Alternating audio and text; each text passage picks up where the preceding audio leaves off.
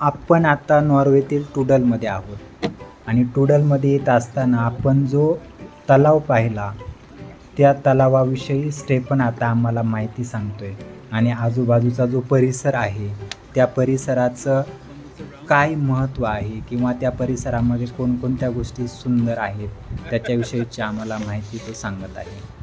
आणि आत्ता आपण या समोरच्या तलावामध्ये बोटिंगसाठी जाणार आहोत आणि बोटिंग करत असतानाच आपण मासेमारी देखील करणार आहोत. You need to send me a photo. Yes, definitely. I am making video for our listeners. Stephen आता मासे पकडण्यासाठी गळ बनवत आहे. Yeah, it's very good. It's perfect rowing. Perfect. पाहूयात गळाला किती मासे लागतात ते. गळाला मासे लागलेच तर हॉटेलमध्ये जाऊन त्याची मेजवानी करूयात. आत्ता गळ तलावात टाकू आणि पाहूयात किती मासे पकडता येतात ते. मासे पकडायचा स्टेफनला चांगलाच अनुभव दिसतो. तो सांगत होता की बऱ्याचदा त्याने मासेमारी केलेली आहे आणि आता हा गळ लांब टाकत आहे. गळ बराच लांब टाकला गेलाय. मासे खाणार म्हणून सगळे एकदम खुश दिसत आहेत.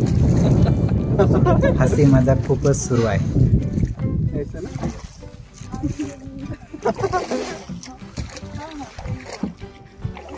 तो ते एकदा गोल फिरून बघ. या नाईस. नॉर्वेजियन माणसं आणि निसर्ग यांचं खूपच अतूट असं नातं असतं आणि त्यापैकीच एक म्हणजे स्टेफन. स्टेफनला बोटिंग करायला खूप आवडतं. अभि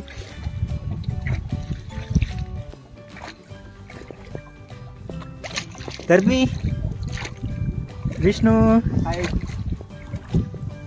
आम्ही सगळेजण आता स्टेफनकडनं बोटिंग करायला शिकणार आहोत. पाहूयात प्रयत्न करून जमतंय का आम्हाला. वेल्डन वेल्डन तर B well done. Left.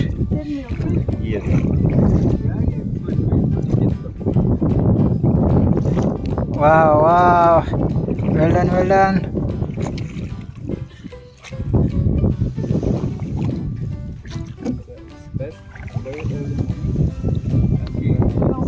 Yes, both.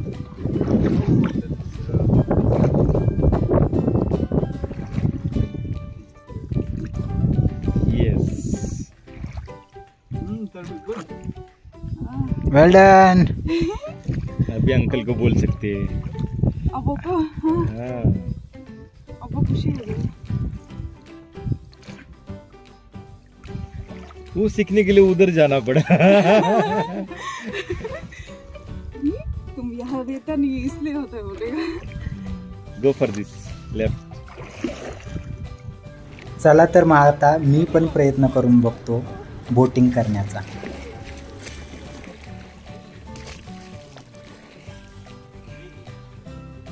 तू इकडे बघ आता. सोम इकडे बघ आता. कर दोन्ही. Go for both of the. Yes. आत्ता मात्र चांगलंच बोटिंग करायला जमलं. खूप वेळापासून मी बोटिंग करत आहे. बोटिंग करायला खूप जास्त एनर्जी लागते हे आज समजलं, पण खूप मजा आली बोटिंग करायला.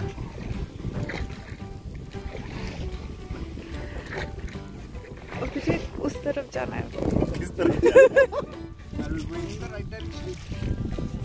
बघ माझ्याकडं. येस.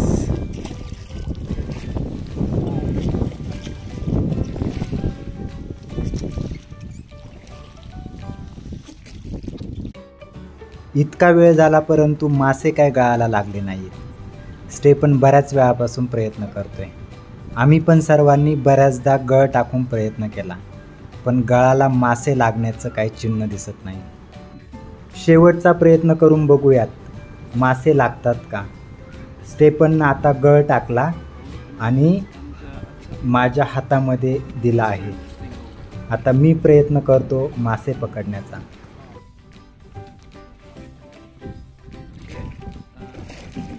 आमची शिकाऊ लोकांची बोटिंग करून झाली. आता मास्टरनं सूत्र हातात घेतले.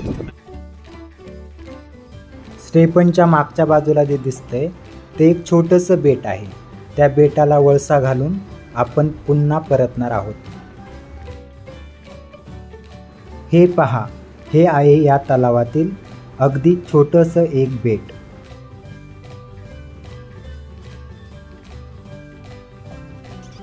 तलावाच्या आजूबाजूचा प्रदेश अत्यंत सुंदर आहे.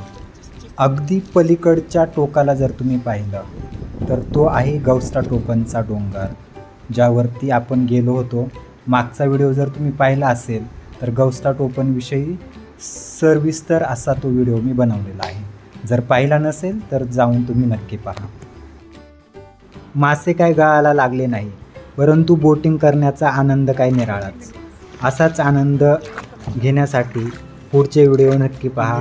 भेटूया पुढच्या व्हिडिओमध्ये. Tata, bye bye. व्हिडिओ आवडल्यास लाईक करून चॅनलला सबस्क्राईब करून बेल आयकॉनवर क्लिक करायला विसरू नका. धन्यवाद.